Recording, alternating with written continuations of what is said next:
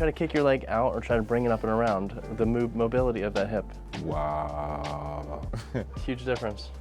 As far as like the pain goes, like I used to feel like resist right here when I get to this, and I can feel my range going wider. Wow.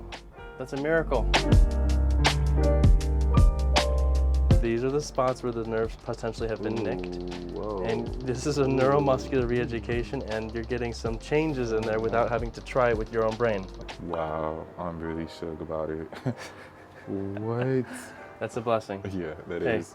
my pleasure. Thank you so much, Dr. Dan. Looking forward to helping you again, okay? I appreciate it.